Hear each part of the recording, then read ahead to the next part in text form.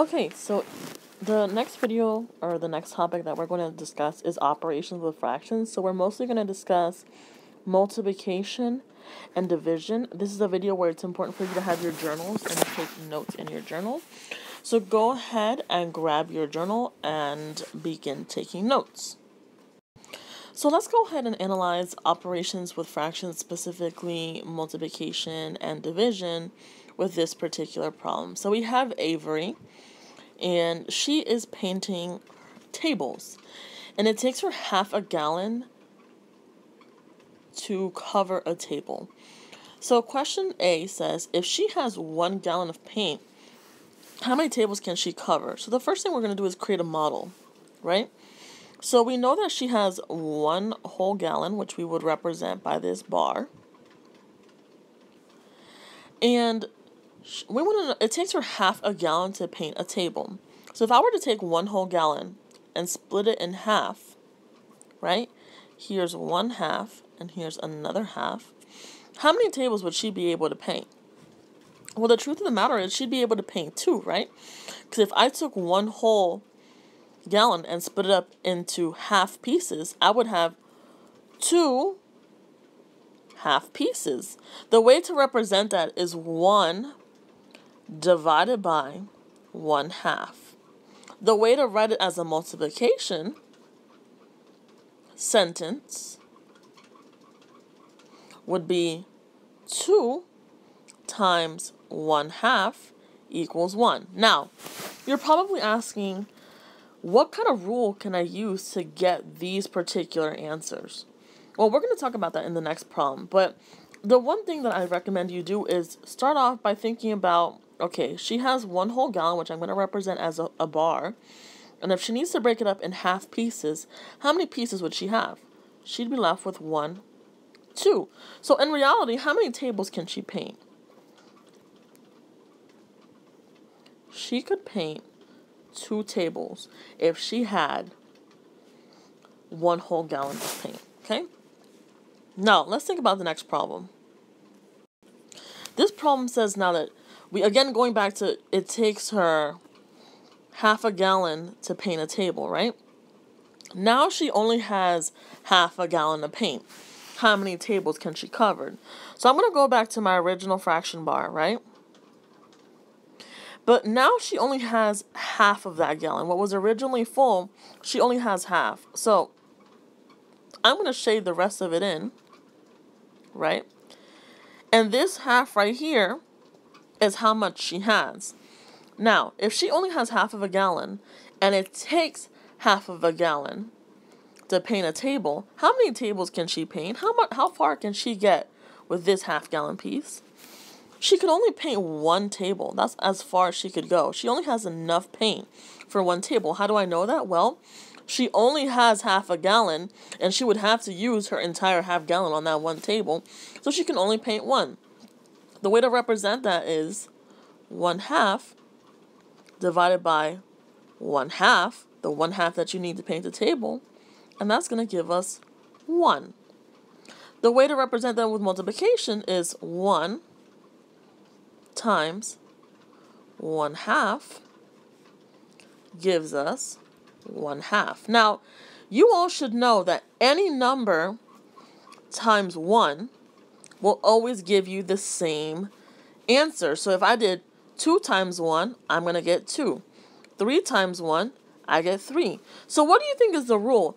Any fraction, 1/2 times 1 is going to give us what? 1/2. That is just the basic rule. Now, let's do this final gallon of paint problem. Okay, so this final problem says that she only has 1/4 of a gallon of paint. How many tables can she cover? So I'm going to take my fraction strip of paint, and now I'm going to cut it into 4 pieces, right? She only has 1/4 of it. She only has 1/4 of this particular bar to paint with.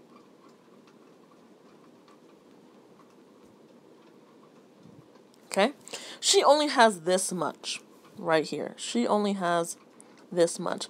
But it takes 1/2. It takes this much to actually paint a table. So with this 1/4 of a gallon, how far would she be able to get on the table? She's only going to be able to get halfway through, right?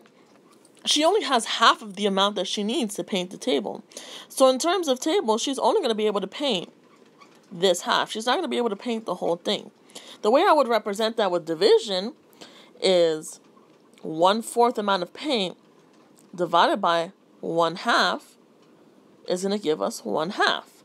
The way to do that with multiplication is 1/2 times 1/2 equals 1/4.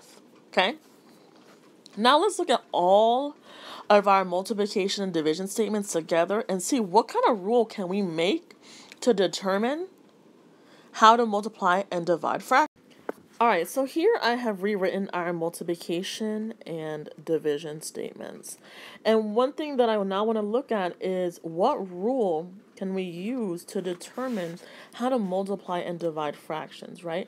Because for a lot of people it doesn't make sense to make the actual fraction bars and split them up. I know for me, at first, when I learned fractions, it was really difficult for me to understand that. So let's think in terms of rules. I know that a lot of mathematicians like working in rules. Let's look at this last fraction here, because this is the easiest one to model, right? I have 1/2 times 1/2 equals 1/4.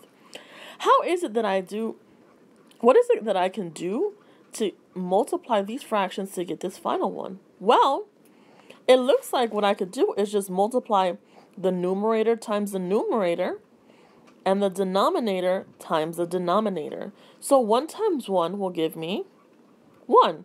2 times 2 will give me 4. So the rule for multiplication is to multiply straight across. Okay, so if I have my numerators and my denominators, I just multiply them straight across. So that is pretty much the rule. Whatever comes straight across, I multiply. Now, in this case, we have a 1, right? We see that 1 and we see that 2. How do you make a whole number a fraction? You just put it over a 1. So let's look at right here. We have a 1. I'm going to go ahead and erase that. Well, I can't seem to erase it, but what I'm pretty much going to do is I'm going to write an invisible 1 right under it. Right? I have my numerator of 1 all over 1. Same thing with the 2. I have a 2 on the top all over 1. With that, I multiply my numerator with my numerator. So we have 2 times 1 would give me 2. And then 1 on this denominator times 2 will also give me 2. 2 divided by 2 gives me 1. Any number on top of each other, same two numbers on top of each other, will give me a 1. Right here, let's go to this one. I know this one's a little bit messed up, but I have a 1 on the top and a 1 in the denominator. 1 times 1 is going to give me 1. 1 in the denominator times 2 in the denominator is going to give me 2. So all I have to do is multiply straight across. That is the rule for multiplication. Now, division is much trickier. I'm going to do this one on the next slide. Okay, now in terms of division, the way that you divide fractions is using a simple rule called keep, change, flip. Have you heard of this method before? A lot of students really like it because it makes things easy to divide. But sometimes you may get it confused with other things. So the way the keep, change, flip model works is you take your first fraction, right? And you keep it. Now, 1 is not a fraction, so how can I convert that into a fraction? I just put a 1 all over a 1, right? So now I've made a whole number into a fraction. I've made this into a fraction, so we got 1 over 1, right? So that's how I keep it. Then, what I do is I change the sign. So actually what I'm going to do is I'm going to color coordinate this, right? I wrote my first fraction, keep. I'm going to change the sign. So right now it is a division sign. I'm going to change it to a multiplication sign. And then the last thing, which I'm going to write in blue, is I'm going to flip my last fraction, right? So right now my last fraction is 1 over 2. I'm going to flip it to 2 all over 1, okay? Now, what happens is I know the rule to multiply, right? I know numerator was numerator and denominator was denominator. So I'm going to go ahead and multiply it out. 1 times 2 gives me 2. 1 times 1 gives me 1. When I simplify that, I get 2. And that confirms what I got on my paper, on my original problem, right? 1 divided by 1/2 is 2. If I have a whole gallon, and with a gallon, it takes me half a gallon to paint a table, I can paint 2, okay? Let's try the next one. So the first thing I'm going to do is I'm going to keep my first fraction, so I'm going to keep it to 1/2. Then I'm going to change my division sign to multiplication. And lastly, I'm going to flip. So I'm going to flip 1 over 2 to 2 over 1. Now I multiply it normally. 1 times 2 gives me 2. 2 times 1 gives me 2. So 2 divided by 2 simplifies to 1. Alright? Pause the video and try this last one on your own.